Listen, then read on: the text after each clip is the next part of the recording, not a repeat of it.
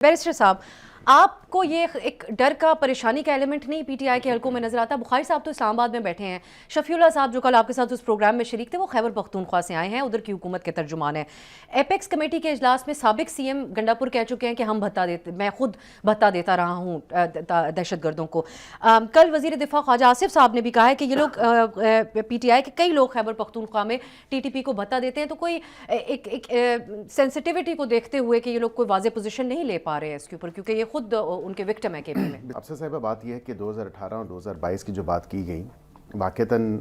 जो एक तालिबान या दहशतगर्द अपॉलोजिस्ट एक बयानिया बनाया गया और बताया गया, और फिर जो एक बड़ी क्लियर पोजीशन ली गई, मतलब it's very clear before all of us, जो इमरान खान साहब की भी एक बड़ी वाज़ेह पोजीशन थी तालिबान के हवाले से, दहशतगर्दों के हवाले से, फिर उनकी रीसेटलमेंट के हवाले से, and so on so fourth. लेकिन जो भरते वाली बात है, ये बात बिल्कुल रूल आउट नहीं की जा सकती कि इनके लीडर्स वहाँ पे या इनकी जो सूबाई क़यादत है वो वहाँ पे बिल्कुल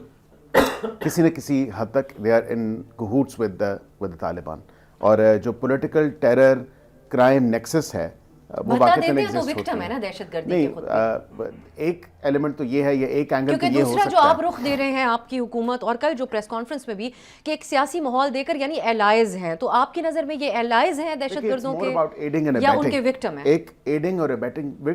देखिए, विक्टिम तो मेरा नहीं ख्याल कि सूबे की हुकूमत जब इतनी पावरफुल है, 3 दफ़ा इक़्तिदार में रही है और अभी भी बरसरे इक़्तिदार है, और उनके पास कितनी 1% एक्स्ट्रा वॉर एंड टेरर जो है उनके पास NFC के अंदर पैसे जाते रहे, उनकी कैपेसिटी बिल्डिंग पिछले 12-13 साल से वो कर सकते थे बहुत अच्छे तरीके से। आज भी आपने देखा कि आज भी उनकी कैपेसिटी कहाँ पे खड़ी है। सब्सक्राइब करें और बेल दबाएं ताकि कोई खबर रह न जाए।